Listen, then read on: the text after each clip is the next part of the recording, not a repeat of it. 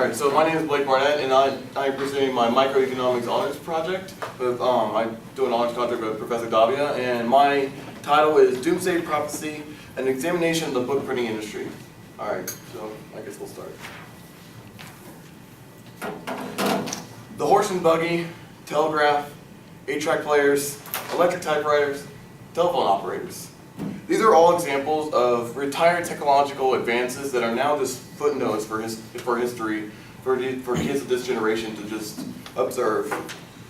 This poses my question: could books be the next technological victim? With the introduction of the electronic book, or e-book as we now know it, prophets of technology have been predicting that the end of the printed book is at hand. The fact of the matter is, e-books are very convenient for the on-the-go average American. E-books have the flexibility to go anywhere you want them to go, and they are not as heavy as a backpack full of books. And the ability to call up a book on demand and read it without going to a bookstore and hunting and buying it and taking it home, unwrapping it from the package, is so much more convenient sounding than it's just not even close. But these advantages make the e-book sound like it's going to overtake the physical book, like the MP3 player took over the CD player.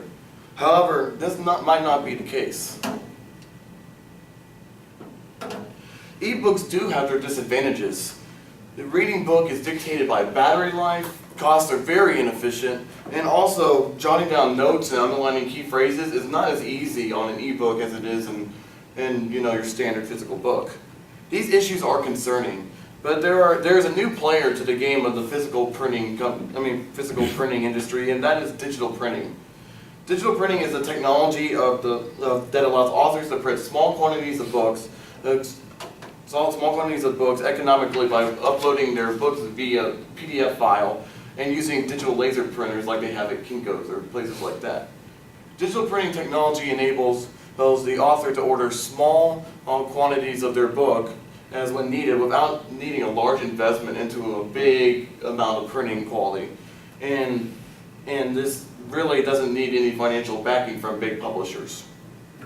However, the question is whether or not this is enough to keep the economy of the book printing industry in balance, or is it going to make physical books extinct?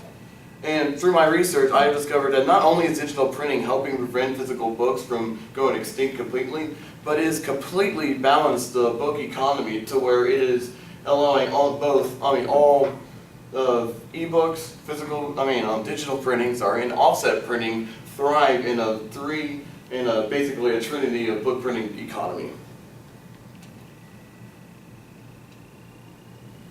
With the process of offset printing seeming sort of outdated, it seems strange that new technologies, such as e-books, have not completely made the main sources of physical books just outdated in general.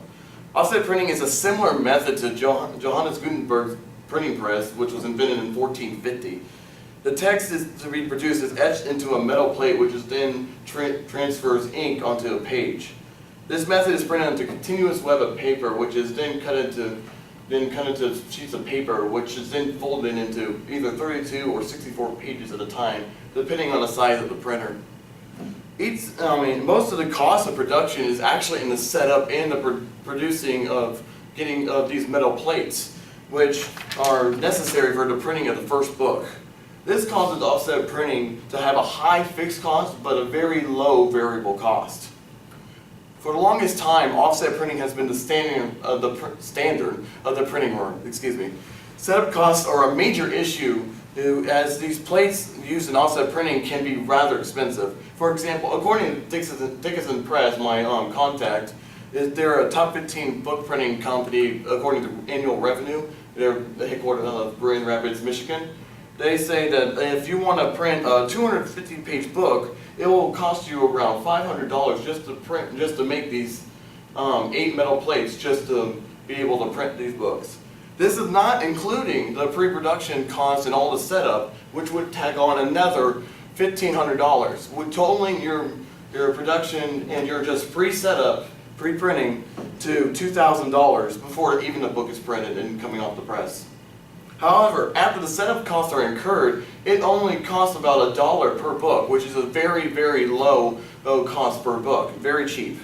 Using some simple math to find averages per book, I mean, we're basically finding averages of per book. If you were to print 500 books, it'd cost you around $5 on average per book if you only print 500. But if you printed 5,000, it only costs you $1.40. And this is, therefore, the more books an author prints through offset printing, the more efficient offset printing would be. The only reason an author would want to print a multitude of books, however, is if they knew they would be able to sell them. If an author is not known in really the book reading world, they're not going to be able to sell all these books that they print through offset printing. And therefore, they might have to store these books in a warehouse where they'll rot, most likely, and it costs a lot to store them there. And they might even just throw them away, just throwing away money, just down the drain. Offset printing may be down more than usual, but the book printing industry is still moving on in other ways. One of these ways is the rise of ebooks. With ever-changing technology, ebooks have real potential, but they also have disadvantage which holds them back from pure domination. Sorry, that's very small. I thought it would be a lot bigger. The thought of picking up a reading device, finding an interesting book online, downloading it, and reading it from the comfort of your living room is definitely an appeasing one. In fact, the ability to enlarge text and also the lightweight factor of the device really makes it sound like it is the newest thing that everybody must have. The biggest issue that keeps ebooks from conquering the world, so to say, is the cost. If a consumer wants the ability to download a book anywhere they are, whether it's Hawaii or in their living room, it's required to have a 3G cellular network. And for tablets that just read ebooks alone, that's going to start at about $160. And not to mention, you don't even have books on there, which if you want a top 25 seller, that is $7 per book, which really starts to add up. However, this could be very efficient if you were a reader that loves to read lots and lots and lots and lots of books. But it also, the ebook market has its limitations on the genres on the books and genres they offer. One of these limitations is that authors aren't always willing to make an electronic copy to sell. The reason for the author's hesitancy is because they are losing money money from changing from physical copies sold to ebooks copies sold. For example, for selling a physical copy, it costs around $12. I mean, you get about $12 to split between your publisher, your agent, and the author itself. While in the physical copy, you would be splitting around $6. A significant pay cut, for sure. And not to mention, another negative factor of the ebook is that it does not thrive on all genres. For example, fiction titles really make the most sense for ebooks because the logic is really quite simple that you can read a fiction book one time through and be done with it, put it on the shelf, unless Hollywood decides to mess up your book with a movie, then reread and then write on Rotten Tomatoes how bad it is. And then, however, a nonfiction or a reference title is usually used for researching. I mean, but you only go to one chapter specifically and look at it over and over and take notes. You don't need the whole book usually. So the reader can underline and write notes to their heart's content on a hard copy. While there are some ways to make notes on ebooks, it is not as convenient as pulling out your pencil when just marking a line.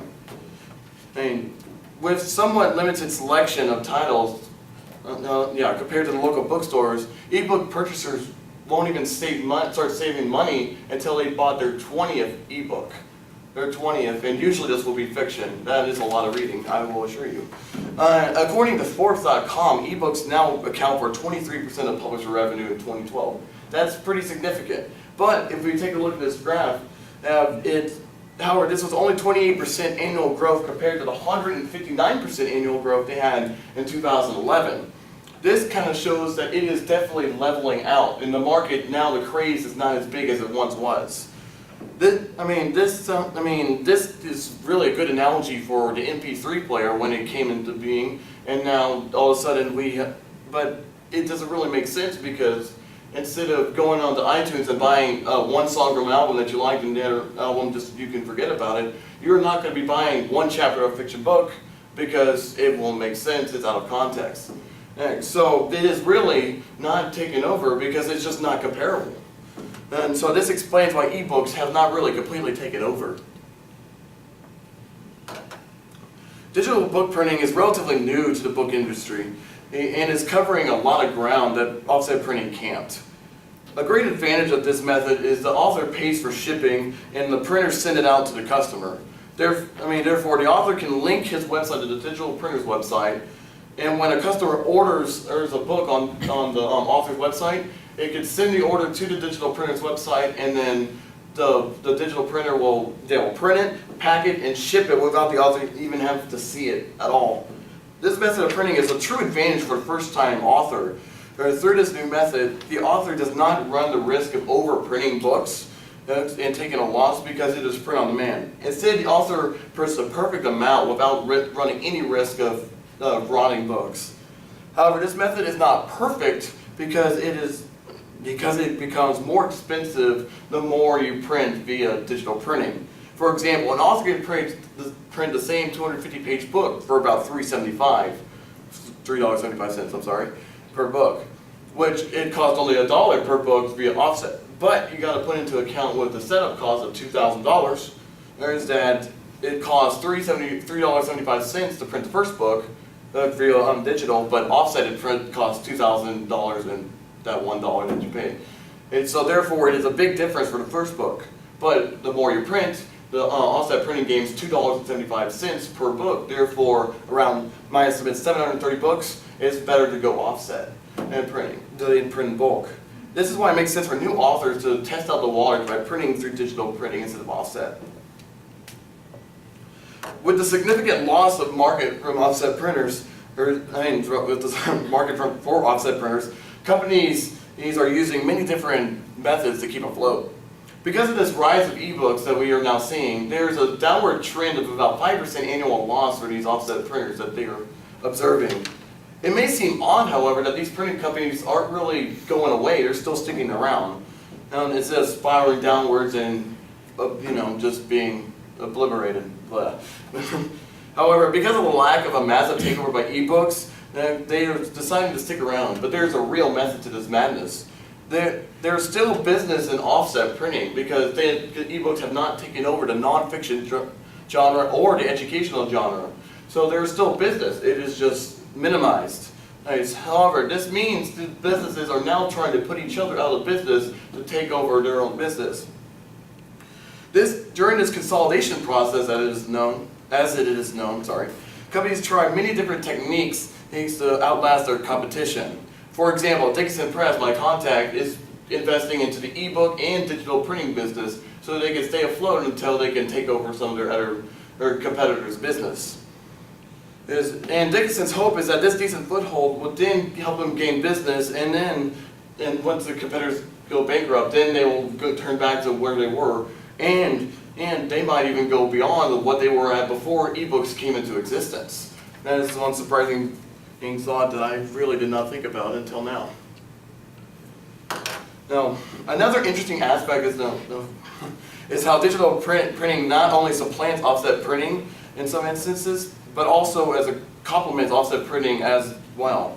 This has to do with the rise of self-publishing. For example, say author John Smith decides to write his book, and in the past, he would have to write a manuscript and shop for a publisher. Now self-publishing is now open and for anyone to join. As a result of this barrier to self-publishing falling, the number of book titles is exploding. According to Bowker, the ISBN provider in the U.S., the self-publishing titles have grown 422% in the last 5 years. This now makes self-published titles account for 43% of books that are now published in the U.S. every year. So publishers now monitor these self-published books looking for a bestseller that they can offset print.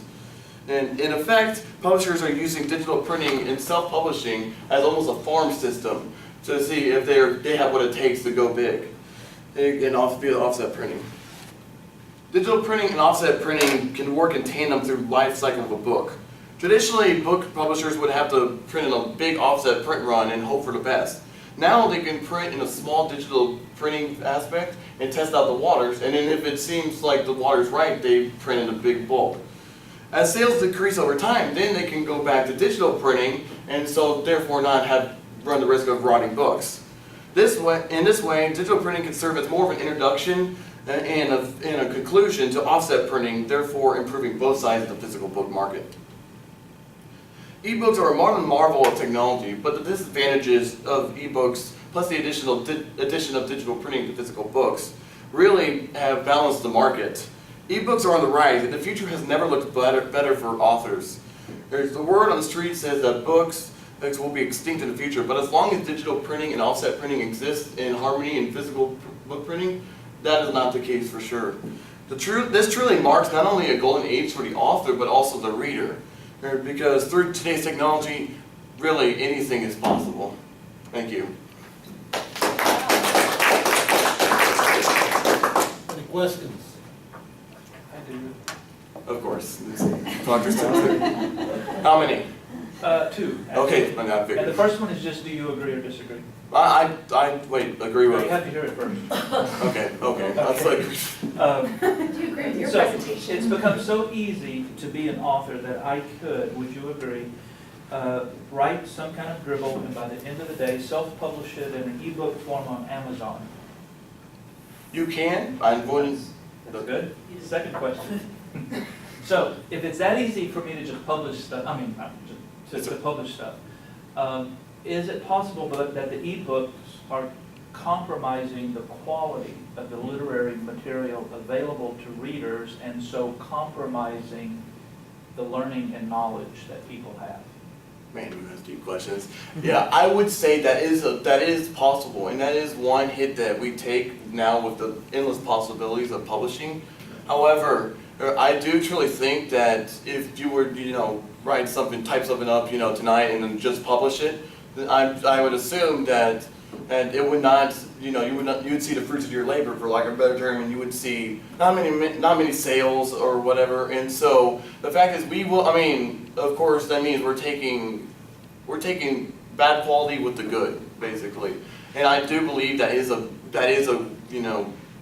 what am I looking for? That is something we're willing to take. We're willing to take the bad with the good, because the good is really something that is just, so, what am I looking for? You're looking for democratic. It's a far more democratic and accessible process. There's always going to be crap. Right, exactly. But I think that also begs the question that you need a readership that is more discerning in what they choose to read. Right. Because if you don't know how to vet that information and choose quality material, then you can go down blind alleys believing that you're reading some of the greatest authors, and in reality, it's just dribble. Right. Self-published dribble. And now, man, I wasn't able to get to it because, as you could tell, my presentation was long to begin with, and there's so much to talk about. Yeah. But self-publishing also, there's a way of getting your name out there. There people go to conventions. They want to get their name out. Oh, you have a book, really? Oh, I want to look in. There's ways to get your name out, because if you just put it online, and unless you're like really just typing in random, having your toddler type in random letters, and your name randomly pops up, you're probably not going to come across it. So there are ways you need to. It's going to be on there, but I truly believe the good will eventually rise up to the top. Comment on that. Think of YouTube. There's a lot more videos out there, way more videos out there than there were 10 years ago. Some of them are good, most of them are, look at this cute kitten getting chased by the dog. Is that? Who cares? It's the same way. Oh, that's all. It's almost like YouTube is the way for authors that everybody can make a video now. Whereas 15 years ago, you wouldn't see nearly that. And what you're saying is kind of what I was thinking about. When students publish, and I always get like a little, I like Amazon, so I always get their thing on Facebook when a new publisher has just published. And if you look at the comments, because of ebooks and because of that sort of proliferation, anybody can comment at any time, and you have thousands of comments immediately of people saying why they like the book and why they don't like the book. When you are dependent totally on print publishing, then you are dependent upon someone who's read the book and then has published their critical analysis, their interpretation in Right. some sort of magazine, journal, or something like that. So I think we can determine the quality of the book based on other people's comments Right, as well. And you can tell who the audience is and who the audience is geared towards. Right, and then also, let's just hit close to home. It's kind of like reading my professor. You can read You can read the comments all you want, but I And you know mean, exactly what kind of but you know student is exactly what, commenting. Yes, it all you can depends tell. on what Yeah. you're aiming for. Because you can have a really good teacher have some bad comments just because they're just wanting to take a class to stay on their parents' insurance and they didn't give them a name. That's a very good point. Surprise. So I think what we're doing is we're talking about, in order to compensate for the lower quality of the books, we're requiring higher numbers of reviewers. So we're using the science of numbers. We're just Right. increasing the number to compensate for the reduction in quality. Right.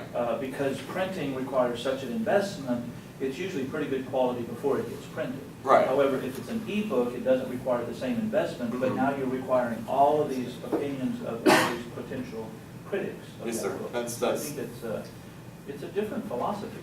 Mhm. It's, of course, new things are, we don't know until, it's in the past. So, I mean, but that's personally what I believe. All right, well, with ebooks and, well, concerning ebooks, do you think, well, I want to bring up the process and the concept of illegal downloads, because you said that they're a lot like the MP3. Well, they're a lot like the MP3 in that kind of way too, because, I mean, you can go and you can download an entire artist's discography, which would cost a good sum of money. Yeah. And you can do the same thing with authors too nowadays. Do you think, you said that they were originally 100% in 2011. Do you think that the ability to be able to just go on your computer, type up something author torrent, and then just be able to get a few hundred pages of whatever you want right there for free, do you think that could be a very good contributor? I mean, there's always loopholes. I mean, we will see because, to be honest, you have to be really desperate to be wanting to look for a free book online. We might go to that point. And I was actually talking to a professor outside the hall, and she showed me this new app where you can it's almost like a library system for ebooks, and it's completely free, which that could really hurt them too. But I didn't even hear about that until now. No one told me about that in my articles during research, which really only time can tell. I assume it won't hit it as badly as the music industry was hit, because let's just be honest, you don't read books while you're driving. You don't read books at the top of your lungs in the shower. You don't, True. it's not something I'm being dead serious. Why y'all laughing at me? That's a serious point. No, but you understand that music is also kind of almost an emotional little thing that everyone can connect to. Which, it's just almost where we're comparing apples and oranges almost. Where you can compare it to a certain point with their fruits, Yeah, but you can't really go to the point to where you can't compare them completely. I get you. Okay, you've been at 5 minutes for your discussion, but it's up to you guys if you want to open the forum again, up to both Yeah. Matthew and Blake for any questions that you have. We have time, or up to you guys. No, the other person did not come. Well, we didn't have. Well, he did his earlier because he had one in Montgomery at the same time. Yeah, so he did it earlier. Oh yeah, any more? Any other questions for Matthew or Blake? Loved your images. Thank you. I have a question. I feel like it's kind of an old, tired question. I hear a lot about, or I've heard a lot in the past with ebooks, that it's generational. Right. So did you come across anything that suggested that ebooks are becoming more popular, are going to continue to become more popular because of a generation that, my niece is 15, she reads more on her phone than she does, Right. And- she's being raised up. That's one thing I could not measure really, Uh-huh. and you kind of want to take almost a educated, educated viewpoint where I was talking to someone about this where you have the iPad, you have all these tablets that people will get because it has the Bits and Apple image, and because it's Apple they must have it. Therefore, there's some tablets nowadays are there's the entertainment value that you cannot measure, and I was mostly talking about specific ebook readers. That's all they do is read ebooks. We've all seen them. But tablets, that's going to be hard to measure because some people could be buying it for social media aspects and all the other stuff. But I truly think that they might become popular on tablets because it's convenient. You already have it for entertainment. Might as well download books. But also remember that the people that the generation now is looking towards convenience, and let's just be honest, book reading is not as convenient as watching a video. So I mean, it's not as entertaining according to this generation. Excuse me, Granddad, I know that hurts you. But, I saw the face. But yeah, but it's not as entertaining according to this generation. We are wanting internet now. We don't care about dial-up. We want fast Wi-Fi. You know, it's just a now generation. I truly think that will kind of almost even out itself. Okay, you're a smart guy, so I just wonder, Well, do you think shucks. there's I mean, what percentage of people who buy ebooks simply want to have a book but never read it completely? They read the first chapter, and then they go buy another book, and they read the first 3 chapters, then they buy another book, but they never actually complete a book. They prefer to have them in the sense that it creates an understanding, but they don't actually have the understanding because the entire book only exists on their e-reader. Right. It's never been put in their mind. Right. So let me, if you'll allow me to think out loud a little bit, but first we need to kind of like think about who actually is doing the reading of these books. And that, I mean, there's not as many people in this generation that will read a book cover to cover. I mean, let's just say that, Attention span. yeah, exactly. We're going back to that attention span deal. And the fact is that there's probably in this generation, especially with ebooks, you're going to have that. So I mean, but then you also, going forward, that'll probably be more the case. Because, I mean, I was especially looking at this, retirees that love reading books would definitely love an e-reader. Because, I mean, if you're in Hawaii, let's say, on the beach, might as well read a new book. If you can read over 30, 40 books, that's a huge, that's at least, it's fast math, that's about $100 of savings right there just for 10 more books over once you start seeing profits. Because you've already made up for that e-reader. But once we go on, I truly think, I think you do have a point to where once the passing of baton of generations, that truly the reader's attention span is going to shorten, and therefore you'll have those cases. So I'd say right now, maybe about, 30%, 35%, but then once we get to more people that have that, my generation starts, getting up there, start taking executive jobs, we'll be looking more at 60 to 65 and then work our way up. Which is kind of concerning, yes, but, If Then- you buy but- a book, you're probably going to read the whole thing. well, yeah. But if you buy an ebook, you may just spot read it. Right, exactly. One thing too, I found with books, because I have a large library, I may read a book, or part of it, and then one day I walk by and get that book again, and I think, wow, that is powerful, but maybe I've had it for 15 years. Before you do. Yeah. So you'll read them again if you have them on a shelf. And then also, but we haven't even thought about, it's a little young for that, but what if your e-reader just, gets old and malfunctioning, you replace it? I mean, they might figure out some cloud system to transfer your book purchases, but that's also a concern that you're looking at. I mean, we could talk about this all day long, but we also don't forget that we don't have a time machine that tells us what's going to happen, and then things will happen. I mean, who told us? Man. Amazon Cloud, yeah. Yeah, exactly. So you'll have that. Anything else? Is that it? That was a really great discussion, and it's because of y'all, so thank you very much. Thank you.